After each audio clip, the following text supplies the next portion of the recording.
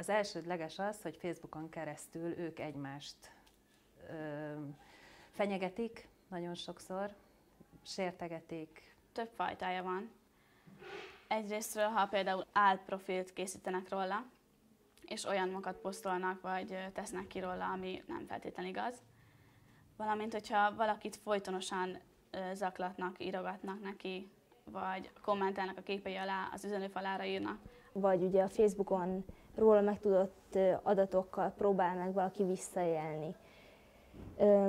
Cikizni azért, hogy néz ki, lehúzni, és igazából ócsárolni. Arra gondolok, hogy valaki bosszúból vagy valami oknál fogva másik személy rosszat akar, és emiatt akár Facebookon keresztül, vagy más közösségi oldalakon hamis dolgokat oszt meg többiekkel. Ismeretlenek zaklatnak más ismeretlen embereket, vagy ismerik egymást, csak nincs jobb dolguk. Rég volt, hát a barátnőimmel akartunk egy lányt beszivatni. Úgy azért ezt ilyen hülyeségből találtuk ki.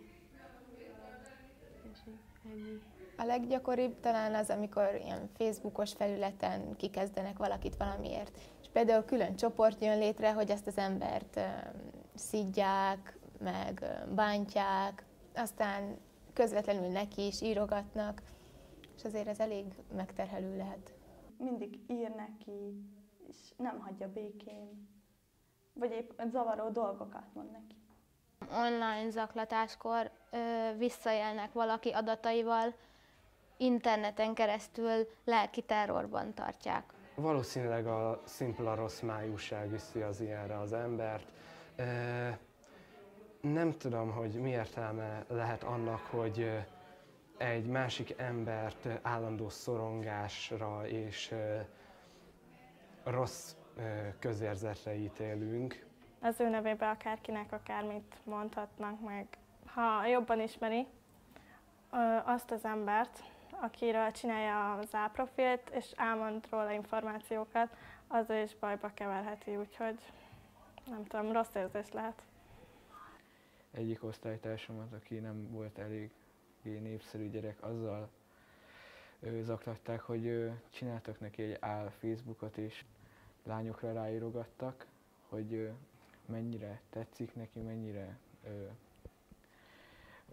mélyebb kapcsolatot így tudna csinálni, és ez a fiú így elhitte, és magáról mesztelen képeket küldött, ami rá egy hétre az iskolában nyilvánosságra került, és emiatt nem is tudott már a többiek szemben nézni. Egy egész adatlapot csináltak az illetőről, és nagyon rossz dolgokat festettek le róla, ami a valóságban nem így volt.